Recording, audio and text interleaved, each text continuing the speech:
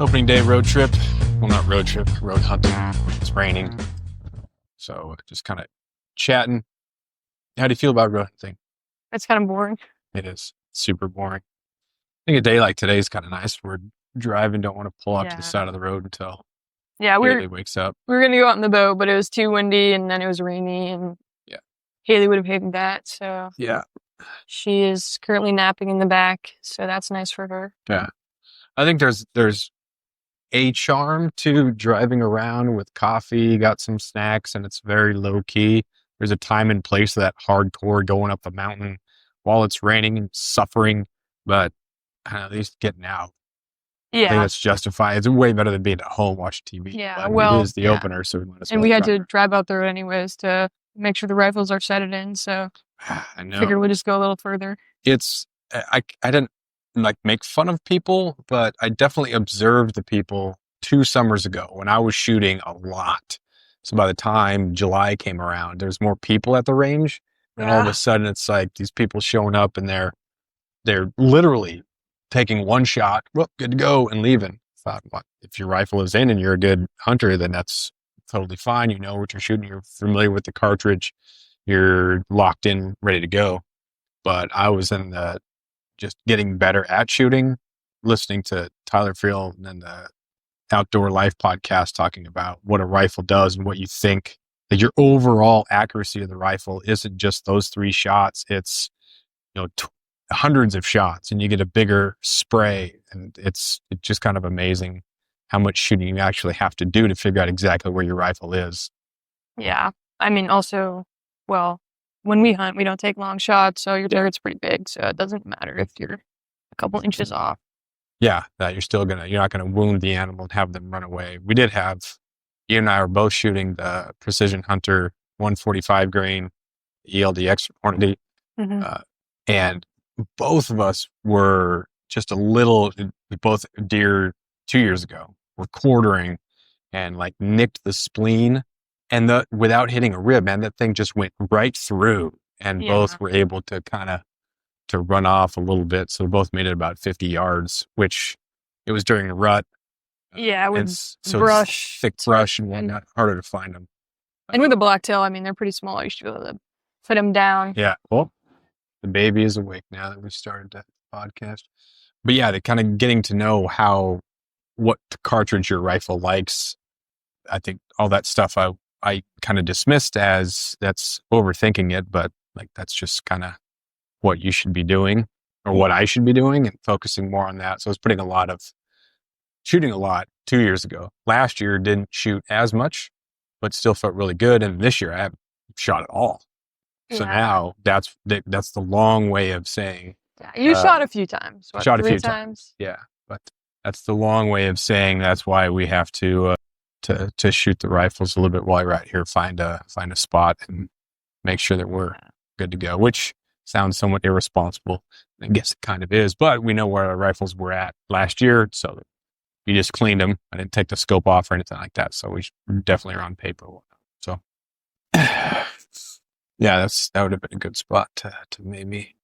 Honey, we can't keep driving by I know, all the good spots. I know.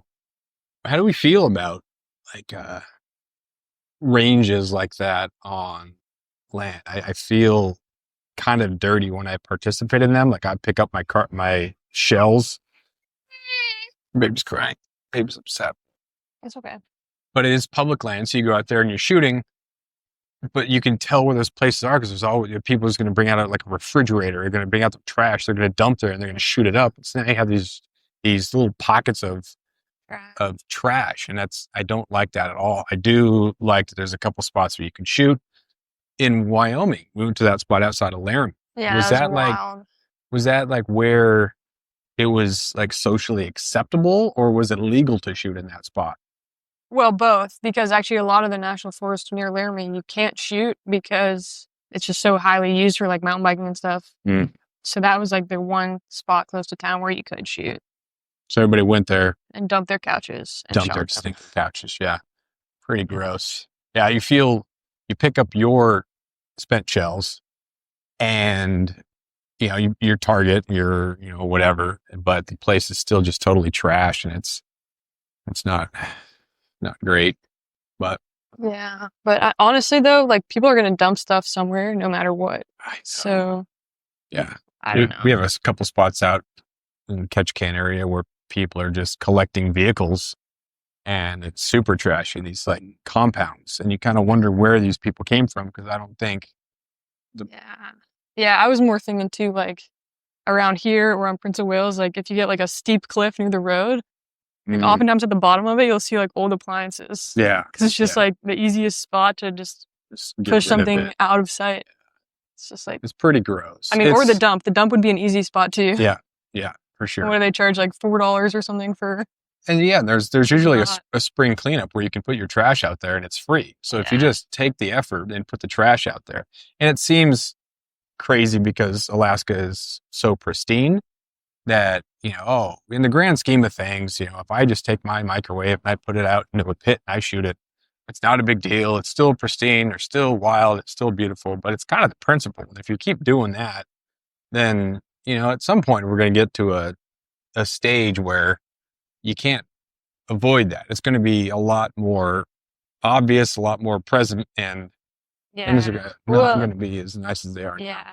And even though we have, acres and acres and acres of wild land, near Ketchikan, Ketchikan itself has a pretty high population density in town. And so if all the close spots to town people are just dumping stuff, then all your close recreation spots are now just full of trash. Yeah. I didn't care about that at all when I was growing up. It was just, we kind of did what you did. Yeah, just kind of how it was. Not that we like dumped stuff. We took stuff to the dump, but just as far as paying attention to the ecosystem, I think as a hunter, angler, maybe because I was in California, you're around other people and some of the elders talk about it more, or the advocates for conservation, you start to realize what is your footprint, what is your imprint, and then how you kind of go about doing things. You don't just wag your finger at everybody and chastise them or lecture them because I am without flaw or I'm the perfect outdoors person. Yeah, I think to me too, it's more like the principle, and it's like if that's your attitude towards public land, that you're just going to dump your crap there, like what else are you doing? It's not just that one thing. It's just that you don't really seem to have any regard for like your own responsibility to get rid of your trash. Like, yeah. Well, just a couple of days ago when we were out fishing with my brother, plastic bag just flew. We were going, full tilt in the skiff. Plastic bag flies out, little sandwich bag, and just gets lost in the wake. Well, where's that going? So like that sort of stuff happens. It's not that I've never ever lost anything. You didn't intentionally just it was like, throw your beer cans off the boat. Shuck it off there. Yeah. Got a little Can-Am behind us. Oh. No, it's a little guy, but he can go ahead. Yeah, that there's road hunting. Just cruising. Yeah. Haven't seen those. Just cruising the roads.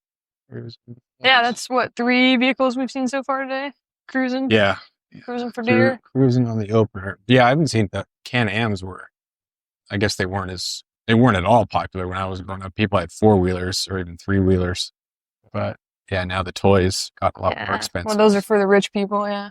The rich folk, that have their other vehicles. Those things are got to be $30,000 something. At 25, 30 cents. Yeah. So it's like you can buy our skiff, or you can buy one of those, actual car. Or an actual vehicle. Yeah, a used truck or one of those. Let me see you doing that. You shot a buck down that spur is a nice clear cut that's getting aged out, which is how old is that clear cut now? Not sure, but it's things. 15? Yeah, something like that. Yeah, maybe that's a good question for you. Like where you cut the stuff, you clear cut it. And when does stuff start to like regrow to the point where it's like good forage? It seems like 2 or 3 years you start to get a good amount of forage for the deers, which why people advocate and say that clear cuts are such great habitat for deer, and they are. But then you start getting to year 5, 6, 7, 8, depending on sun, depending on rain, and they start to really get overgrown and so thick that you can't make it through it. And so deer don't necessarily like to go through there. Yeah. I think like 2 to 5 years is the golden spot for deer, but then they just become basically like a food desert. Like it's just so packed with small trees that there's really nothing for them there besides maybe cover. That was another thing that I, of course, didn't think about growing up. Just knew there was a lot of clear cuts, but then the idea of what happens when things are growing back all at the same level. or at the same Yeah. rate. And if you have an old growth forest, you have a big tree that catches a lot of wind that falls down. So a lot of light is in. And so you have underbrush and stuff You get growing that in there. patch of really good food Patch of really good food. in with really good cover. And yeah, it's a great. And then if that big tree going down subjects another big tree to more wind, that could fall down too. So then you have a bigger patch of really good forage and habitat that is directly surrounded by really good cover. So you have both food, and then you also have protection from the elements, and the old growth forest is a little bit warmer in there for the deer. So as far as habitat goes, that's ideal. Whereas you get same age trees that are all growing from the same point. They were all cut and then either replanted or whatever. They start to grow, and there's that fight for light, and you don't have the old tree falling down. You just have same age trees, which then clouds out. Yeah. And there are some areas that as we're driving back here, we're going to see that you look into the woods because the road cuts a swath through it, and there's nothing on the ground but moss. Yeah. Yeah, And it's crazy. there's no branches on the lower trees. It's just, it's pretty wild. And then all that stuff starts to make a lot more sense about the importance of the old growth. And those areas too that have the logging went right down to the stream beds. Yeah. And then what impact that has. Yeah, I mean, thankfully we don't do that anymore. Yeah. We do still clear cut. Well, and that was the studies. Someone I was talking to, Juno. It was John when he was working for the Forest Service. That was one of the studies that they were doing in the 70s and 80s. And what was the impact of that buffer zone? And so they implemented the buffer zone. But private land, you didn't have the same requirements. So you have the private logging. There's a ton of private logging done in Southeast Alaska. People think that Save the Tongass and the roadless will prevented logging from happening in Southeast Alaskans. Now, Tongass is the vast majority. Was it like 80% of Southeast Alaska is Tongass? I think more of Southeast Alaska. That's so a ton of Southeast Alaska. Well, no, you're right. Maybe 80. But a lot of logging is happening on private and state land too. So when people say, "Oh, I thought there was a roadless log. Why is there new logging going on?" A lot of times that's in private land or state land, and then through land swaps. And there are timber sales that the Forest Service is doing or has been doing. So, but that's again with the most information possible, and you have to use these practices to just make sure that there is that industry and then also future habitat for other things. So it's not one resource at the expense of the other. Yeah. Yeah, and I mean, it's just kind of wild. Like you were talking about the young growth forests, you look at them and they're just all moss in the understory. There's no forage, like hardly any blueberry, really much of anything there. And that lasts for 60, 70, 80. Like, I don't know when that goes back to habitat for deer. So it's kind of concerning when we keep cutting more old growth and our young growth is maybe getting to the size where we can cut it again and it's going to be economically viable to mill. Mm-hmm. But those habitats still aren't good habitat for wildlife. Yeah. And this is a weird thing too, that kind of going into the modern logging industry, the timber industry, that the United States, a lot of what we log, we send overseas to have cut into the fine crown molding or, all that sort of stuff. But we're the number one importer of lumber in the world. So we just use so much of it. And there's a difference too in the grades of it. And you have your music grade wood, but you don't need a ton of that. We're talking about a couple logs to get the amount of lumber that you need, or the amount of timber that you need to make music grade guitars, pianos, things like that. Yeah. And Weyerhaeuser, I don't know. Weyerhaeuser. They're the largest private, they have the 22 million acres of private land in the United States and Canada, and they only log 2%. And that's where we get most of our building materials. Mm-hmm. So they're not dealing with expensive old growth. They're dealing with second growth, and they're managing in a way that provides building materials. Yeah. You obviously don't want to log yourself out of business. So their practices, and they're responsible for building their own roads. And that private stuff is super vital, but you're not able to do that up here. Yeah. And it's interesting in Southeast too, because I mean, I don't know, Viking, they do music wood. I don't know what else they do for their wood products, but my understanding of the industry in Southeast is that, to basically get a loan on a house from the bank, that wood has to be inspected and has to go under all those things. And we don't have that inspection and that process here in Southeast. So we can't actually make, finished wood products that are of a high enough grade that you can really use in most construction. Like people are doing little log cabin kits and stuff that I don't know if there's an exception there or, I don't know the process. Maybe those you could get a bank loan or maybe people are just paying cash for them. Mm-hmm. But I think that really is hindering the industry and the opportunity that there is here to actually use our wood products where we're located. Mm-hmm. And so I wonder if that's why, I know a lot of our logs are getting shipped out to, for sure. I think mostly Asia. Yeah. Most of the logs, we did a tour in like 3rd grade or 4th grade of the mill in Klawock, and it was just these huge ships were coming from overseas and they're just taking their rounds, and it was just massive amounts of logs. And they did some cutting, and there was a lot of wood chipping going on. So they'd sell the wood chips and they would sell the logs whole and ship them overseas. So that was kind of but that model and that thing is kind of antiquated. So we're shipping so much old growth overseas in full logs. And I'm not anti-timber. Like I'm pro timber, I'm pro logging, I'm pro mining, but just like making in the right context and the right. Yeah.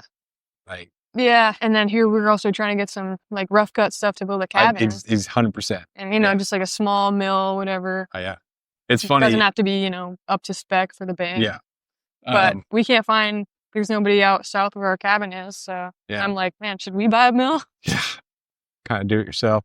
Yeah, that's I think being aware of how complex everything is, and not you just paint yourself into a corner if you get super crazy about some sort of stance, being pro-logging, anti-logging, mining, or whatnot. In Southeast, it's so close. People who were involved or were involved in the logging industry. People involved in the commercial fishery and the charter fishery.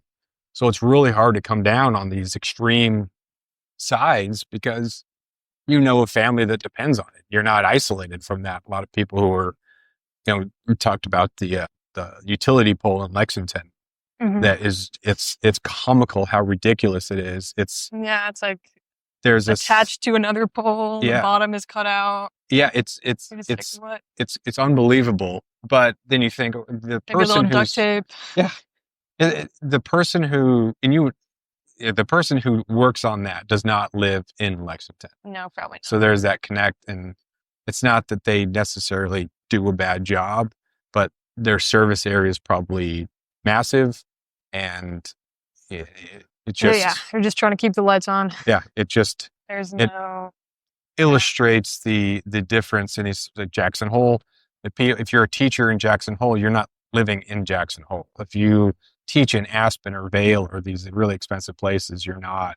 They're building tiny homes for you. Literally in Aspen. The class that builds a tiny home for the teachers. There are kids who are building tiny homes for the teachers. Yeah, but that wasn't the point. Sorry.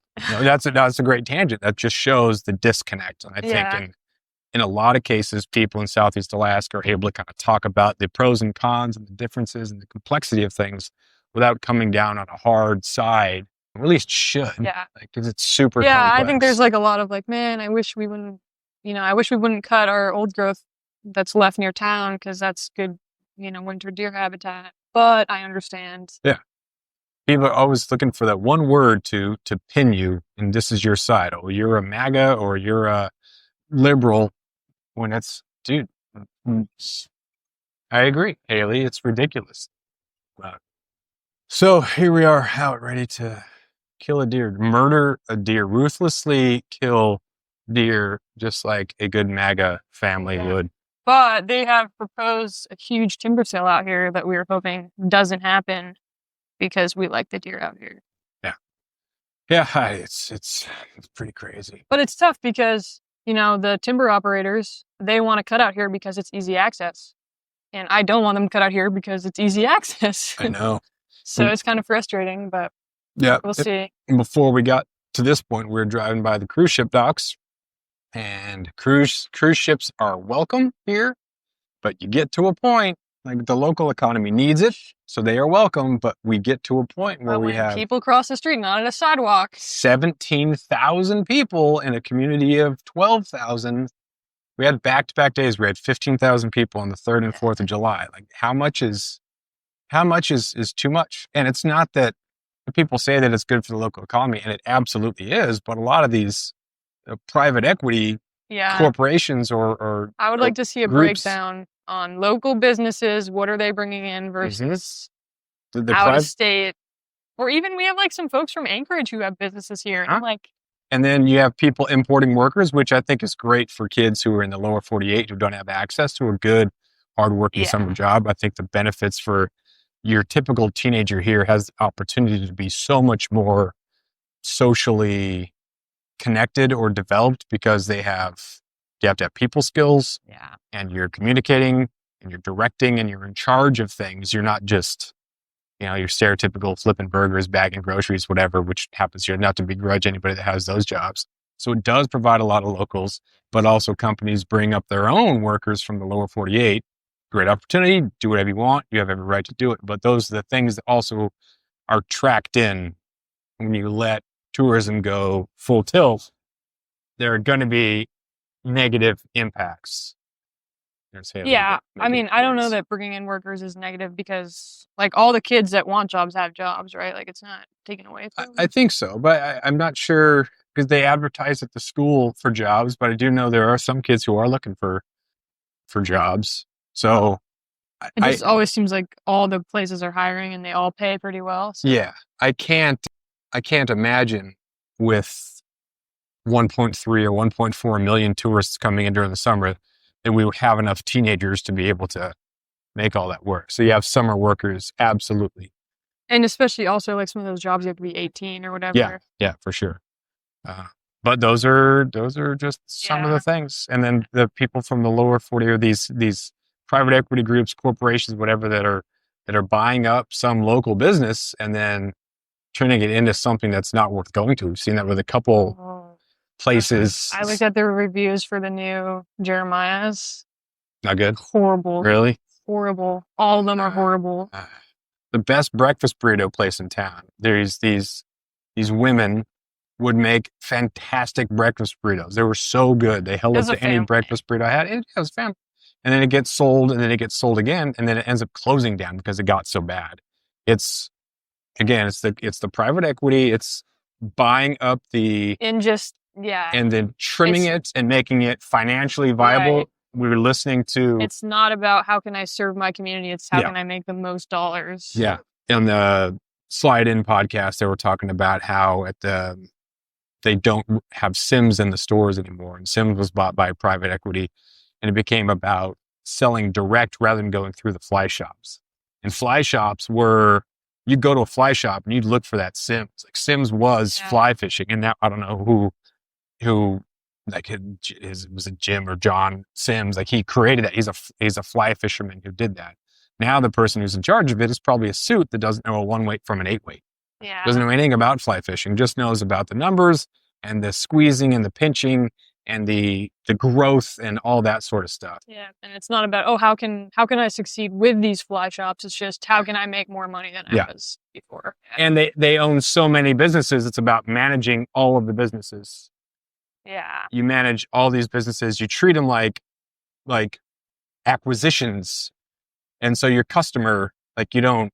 Yeah. It's just especially with the AI now and everything. It's like you just crunch the numbers. It might not even be a person making the decision. Yeah.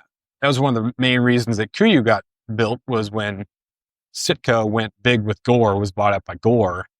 Pretty sure that's correct there. Then it was, you just sold out to the big company. And people were upset about Stone Glacier being bought out by that big whatever it was. But like Stone Glacier was a small, nimble company that did a couple things really, really well and only expanded when they had the technology or when they had a product that was worth doing that. So in a good positive sense, private equity groups can provide the capital that you need for a good company to be able to expand the offerings. And it seems like Stone Glacier is still making more products, but still good products. They're not flooding the market with a bunch of trash. Mm-hmm. So it's not that private equity or corporations are by definition bad. They can be bad if you lose track of the identity. I think we All gotta right. take care Well, of it. wrap it up. We'll be parents here. It's not raining, so might take a little walk here. So thanks for listening. We'll talk to you next time.